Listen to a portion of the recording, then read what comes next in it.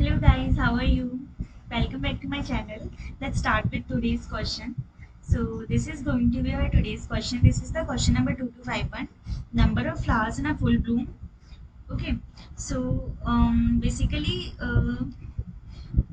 in this question it is given that we are given with a 2D integer array flowers where flowers of 5 start and end means the ith flower will be in a full bloom from start to end, right?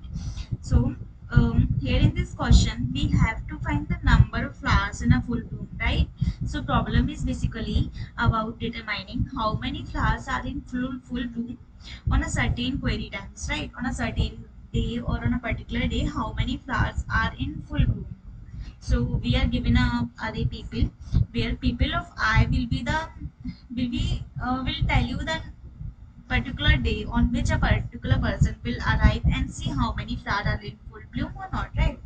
So basically in people array we are given days where at which we have to check the number of flowers which are in full bloom, right? So um, this is the flower array. In the flower array, we are given the start time and the end time for a particular flower. So, as suppose in this example, the first flower will start bloom on day 1, and it will stop blooming on day 6. The second flower will bloom on day 3 and stop on day 7. The third flower will bloom on day 9 and stop on day 12, and similarly the fourth one. Now, people will start arriving on day 2, day 3, day 7 and day 11, and they will check how many flowers are bloom or not. Okay, so this is something we have to do in this particular question. Now we will be solving this problem with the help of the line sweep algorithm. So if you are not aware of this particular algorithm, basically in this algorithm what we have to do, uh, so, in the line sweep algorithm, we just put in the line sweep algorithm, we will be just putting our days on a number line, suppose, and at each point corresponding to the number line, this will be denoting a day. Like at point 1, this will be day 1. At point 2, this will be day 2, and continue till the last day we are considering here. And we will check if the flower is blooming on that day or it is stop blooming, right? So like suppose at day 1 our flower is blooming, so I will just put +1 there, right? And at day 6 my flower will stop blooming, so I will just put -1 there. Similarly for day 3 I'll put +1 on a number line, and similarly for day 9 and day 4 I'll put +1, and 7, 12 and 13 I'll put -1, right? So this is my number line. As I said, the 1, 2, 3, 4, 5, 6 up to 13 are denoting the number of days. Now, as we have seen in the example, day 1, day 3, day 9 and day 4 are the days when one of my flower will start blooming, right? So corresponding to day 1, day 3, day 4 and day 9, I have put +1, as you can see here. And corresponding to day 7, day 6, day 12 and day 13, flower has stopped blooming, so I have put -1 here, right? So suppose it, like we are just losing one flower or we are just gaining one flower, this is denoting that only. Now I will just start traversing in my number line, and I will check on a particular day how many flower is blooming, right? So on day 1, like suppose this is my count variable which will be denoting the number of flower which is blooming. So currently my count is 0. Now I will go on day 1, I will check if the flower has bloom or not. So yeah, on day 1 the flower has bloom, so it will just turn into 2 into 1, and I will just put 1 here corresponding to day 1. Now I will go to day 2. On day 2 neither the flower is blooming nor it is stopping, so nothing will happen, and I will just store 1 here. Now on day 3 one more flower is blooming, so I will increase my count and I will store 2 corresponding to my day 3, right? And on day 4 one more flower is blooming, so I will just increase my count and I will just store 3 corresponding to my day 2. Similarly for day 5, 6. Now as soon as I reach day 6, I see one flower has stopped blooming. So as one flower is decreased, so I will just increase my, I'll decrease my count, and I will be storing 2 corresponding to day 6. One correction guys here, as it is said in the question that the start and the end time both are inclusive, so my flower will not stop blooming on day 6. Instead, it will stop blooming on day 7, because on day 6 also it will bloom, right? So I should put um, 0 here, because on day 6 nothing will happen. On day 7 it will be -1. Similarly on day 8 it will be -1, and here there is 0, nothing, right? Here also I will make changes according to the changes I have made above. Right, here 2, 3. Now as soon as I reach day 6, nothing will happen, because on day 6 also my flower will bloom. So this is 3. On day 7 it will decrease to 2. On day 8 it will decrease to 1. Right, on day 9 it will increase to 2. Right, on day 10 it will remain 2. On day 11 it will remain 2. On day 12 again it will remain 2, and on day 13 it should be 1.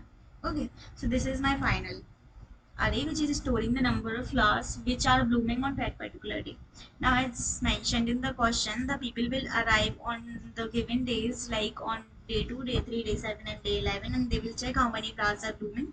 So let me check on day 2 how many flowers are blooming. So as we have stored on day 2 1, on day 3 2 flowers are blooming. So on day 2 1 flower are blooming, on day 3 2. This is the correct answer, and we have to check for 7 and 11 as well. So on day 7 2 flowers, and on 11 2 flowers, right? So yeah, we can see on day 7 2 flowers are blooming, and day 11 also we have just 2 flowers. So this will be storing my final answer. Now um, let's put the question first. Let's suppose and be the number of flowers which are there in my garden, let's say. So and will be flowers size, and m be the number of people which will be arriving. So m be the people size. Now I have to return a vector which will show um, the uh, which will show the number of flowers which are blooming on that particular day when the people are arriving, right? So my answer vector will also be a same size as people vector, right? So let me make an answer vector which will be storing the number of flowers which is of size m as well. Now let me make a map which will be storing my +1 and -1 thing that I have done there. Like if any day is a starting time of any flower, then it will give +1, and if any particular day is the ending time of a particular flower, then it will store -1, right? So I will be traversing through the entire intervals or the flower intervals which we are giving with for auto, sorry, ID in flower. I will be just traversing through this flowers array, and I will check for start time and the end time. Okay, so for start time I have to do +1, and for end time I have to do -1. Yeah, as I have made the changes earlier, this will be end time +1, because the end time is also inclusive for the blooming of the flower, right? So my flower will stop blooming on end time +1 day. Okay. Now I have to just count the total number of flowers which has bloomed till that particular day. So I will be storing that in my count variable. Initially it is 0. Now I will start traversing in my map. I will increase my count by the number of flowers which has bloomed on that particular day. So it will be it.second. Now I will store that value and I will update my map. So this will be equal to count, right? Because my map has updated, and now my map is storing that particular array. This one, the last row of this table, my map is storing this particular array. Now I have to go through the entire people array.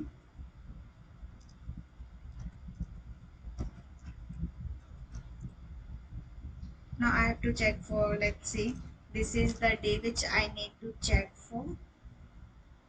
So this is people of I. Now I just want, now suppose let me just clear what we are storing in map. We are storing in map the days where just some changes are happening, right? Like let's say on day 1 flower is blooming, so any changes is happening. On day 3 flower is blooming, so some changes happen, right? On day 6, on day 7, 9 and 12. So we are just storing only those days in which any changes is happening, right? So we are not storing the all days, like all day from 1 up to 13. We are not storing each and every day. So for that we have to go with the lower bound, because let's say in my map I have stored only 1, 3, 4, 7, 8, 9, right? These many days I have stored in my map. Now if I say how many flowers are there on day 5, so this is something which I have not stored in my map, right? So how many flowers are there on day 5? As we can see in the table, there are 3 flowers. So these number of flowers are same as the number of flowers which are there for day 4, right? As you can see for the previous day, if particular day is not stored in my map, then I will go for the previous day, because if any changes is not happening on day 5, then the number of flowers will be same as day 4, right? This is something you can understand logically.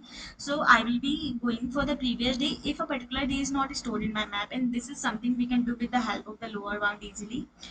So I will be using the lower bound for solving that particular issue.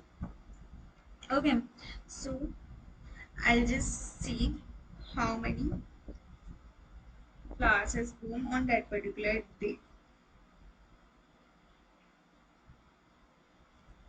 Okay, so just make a iterator which will be finding the lower bound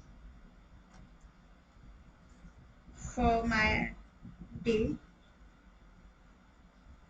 Okay, so this iterator will be containing the lower bound of day.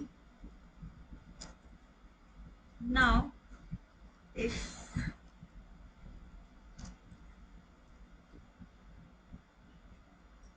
this is something which I have already stored in my map, right? So if if the key value of the of my iterator is already stored in the map, then I can simply store this particular value in my answer, because it is already there in map. Now if it is the first element, else if it is not big, so I will be storing 0. Like suppose um if on day 1 nothing happened, right? Like just suppose if that on day 1 nothing is happening, so this is something I will not store in my map. Now if a person arrive at day 1 and ask how many flowers has already bloomed, so this will be 0, right? Because if nothing happened on day 1 and there is no previous day for day 1, then the number of flowers which is bloomed till now will also be 0. So here I am storing 0. Otherwise I will just make my iterator equal to the previous iterator, and I will check for the previous day how many flowers has bloomed on that particular day, and I will store the answer of my previous iterator. So this will be my final answer. I have to return this, and let's see if it's working.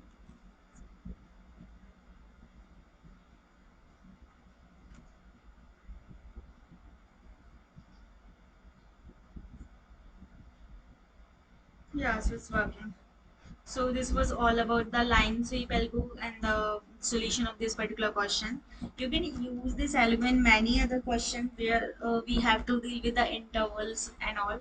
So this particular algorithm is really helpful in the questions where we are having intervals, or where we have to find the merge interval, or we have to delete interval, or anything like this. If there is something like interval, then you can think of using line sweep. Okay. So thank you so much for your patience. I hope you understand the solution. If you have any query or doubt related to the question or the algorithm, you can ask me in comment box. I will solve it. Thank you and have a nice day.